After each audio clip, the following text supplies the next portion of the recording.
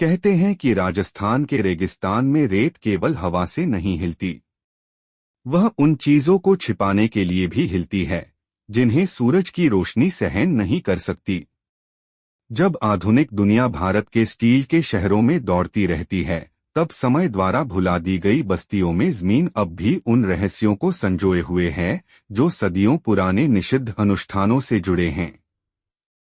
लेकिन क्या होता है जब एक साधारण आदमी, एक ऐसा आदमी जो सिर्फ अपने परिवार का पेट भरना चाहता था, किसी ऐसी चीज को जगा देता है जिसे अभिशप्त धरती की 7 परतों के नीचे दफन ही रहना चाहिए था।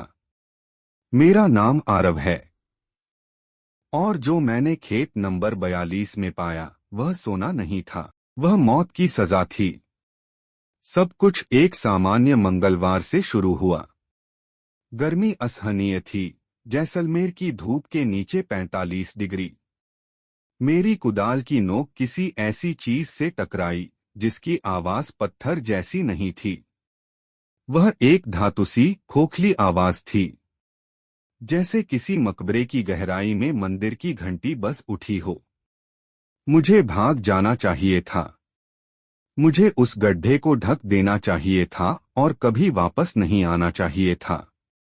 लेकिन जिज्ञासा वह जहर है जो किसान को भूख से पहले मार देता है। जैसे ही मैंने मोम की मुहर तोड़ी, सड़े हुए धूप की बदबू मेरे फेफड़ों में भर गई। अंदर कोई गहने नहीं थे, वहां सिर्फ एक ओब्सीडियन की मूर्ति थी, एक टूटा हुआ दर्पण और एक इंसानी दांत, लंबा और इतना नुकीला कि किसी सामान्य इंसान का हो ही नहीं सकता था। उस रात सबसे पहली चीज जो मैंने महसूस की वह मेरे घर की अलौकिक ठंडक नहीं थी, वह मेरा सबसे छोटा बेटा था।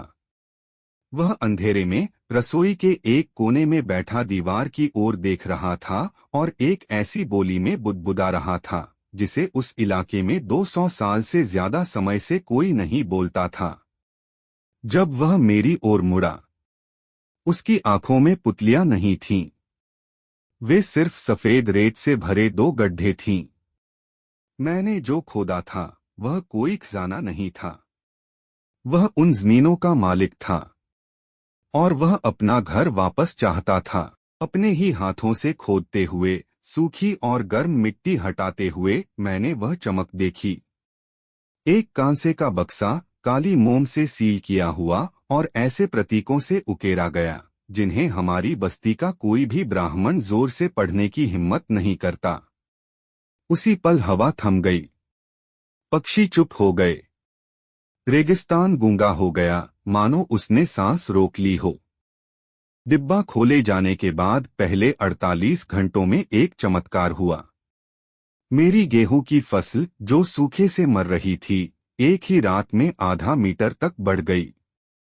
लेकिन कुछ गलत था, बालियां सुनहरी नहीं थीं, बल्कि बीमार सी बैंगनी थीं, लगभग काली। पड़ोसी दीवार के ऊपर से झांकते, हैरान और डरे हुए। आरव को देवताओं का आशीर्वाद मिला है, वे कहते थे। लेकिन घर के अंदर हवा शीशे की तरह भारी थी।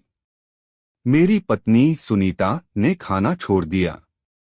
वह घंटों उस टूटे हुए दर्पण को चमकाती रहती थी जो डिब्बे से निकला था।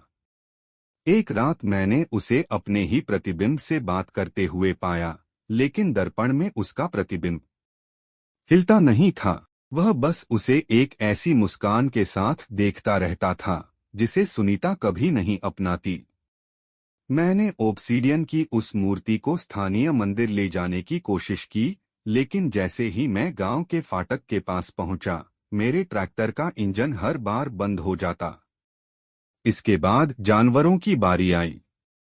हमारी गायें, जो हमारे लिए पवित्र हैं, खून के आंसू रोने लगीं और तबेले में घुसने से इनकार करने लगीं। हताश होकर मैं गांव के बुजुर्ग के पास गया, एक ऐसा आदमी जिसके बारे में कहा जाता था कि उसकी उम्र 100 साल से भी ज्यादा है। जब मैंने उसे वह दांत दिखाया जो मुझे मिला था, तो वह घुटनों के बल गिर पड़ा और उसने चूल्हे की राख से अपनी आंखें ढक लीं। उसने मुझे कुलधरा की सच्चाई बताई। 2 सदियों पहले वह गांव सिर्फ अत्याचारी करों की वजह से नहीं छोड़ा गया था, जैसा कि इतिहास की किताबें बताती हैं। उसे उस सत्ता को सौंप दिया गया था जो रेगिस्तान की गहरी परतों में रहती है। आरव के पूर्वज उस सत्ता के संरक्षक थे, लेकिन उन्होंने समझौता तोड़ दिया और भाग निकले। जो डिब्बा मुझे मिला था वह छिपाया नहीं गया था, वह उस सत्ता को कैद में रखे हुए था। और अब जब काली मोम की मुहर मेरे हाथों से टूट चुकी है, रेगिस्तान अपना कर्ज वसूलने आ रहा है। उस रात मैं बिस्तर के नीचे से आती खरोंच की आवाज से जागा।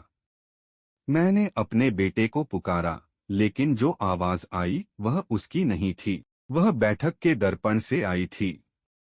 वह ऐसी आवाज थी जैसे एक साथ 1000 दांत टूट रहे हों। वह कह रही थी, धरती वह मांग रही है जो खून के अनुबंध में वादा किया गया था। तभी मुझे समझ आया कि कांसे के डिब्बे पर बने प्रतीक प्रार्थनाएं नहीं थे, वे नाम थे। और सूची का आखिरी नाम ऐसी लिखावट में लिखा हुआ जो प्राचीन होने के लिए बहुत नई लगती थी, मेरा ही था, आरव सिंह। रेत घर के अंदर घुसने लगी, खिड़कियों या दरवाजों से नहीं, बल्कि कच्ची मिट्टी की दीवारों के रोमछिद्रों से। आधी रात तक बैठक का फर्श एक चलती हुई रेत की धूनी बन गया। मेरा बेटा, जिसकी आंखें अब सिर्फ सफेद रेगिस्तान थीं, धीरे धीरे कमरे के बीच की ओर चलने लगा, रेत में धंसता हुआ। मैंने उसे पकड़ने की कोशिश की, लेकिन उसकी त्वचा कब्र के संगमरमर जैसी ठंडी थी। मेरी पत्नी सुनीता ने मेरी मदद नहीं की।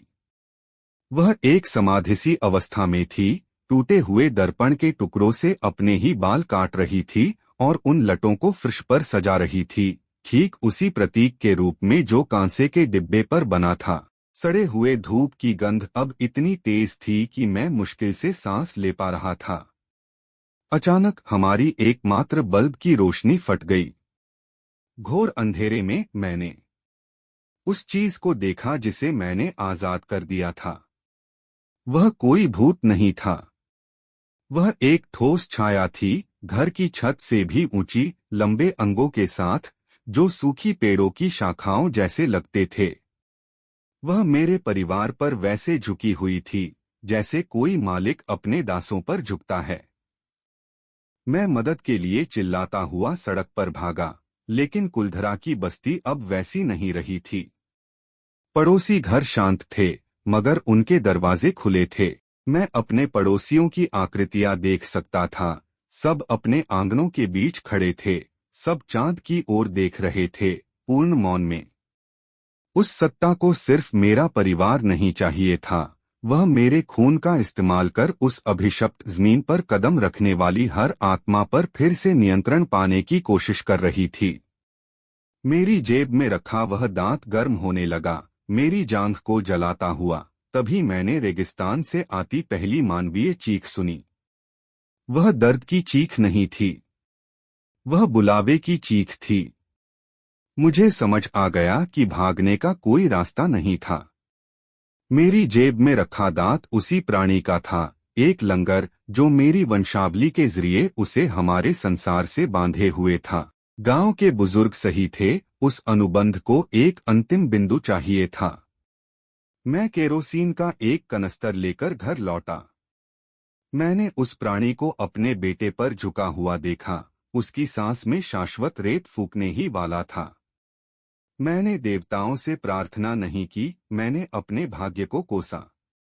मैंने तरल को डिब्बे पर, दर्पण पर और अपने ऊपर उड़ेल दिया। अगर सिंहों का खून ही तुम्हें यहाँ बांधे रखता है, मैंने चीख कर कहा, तो यही खून तुम्हारे साथ जल जाए। मैंने तीली जलाई, लेकिन आग नारंगी नहीं थी। जो लपटें उठीं वे फीकी नीली थीं, और उन्होंने मुझे नहीं जलाया। उस प्राणी ने ऐसी हंसी छोड़ी जो मेरी हड्डियों तक में गूंज गई। उसे आग से डर नहीं था। आग वही थी जिसकी उसे नए मुहर को गढ़ने के लिए जरूरत थी।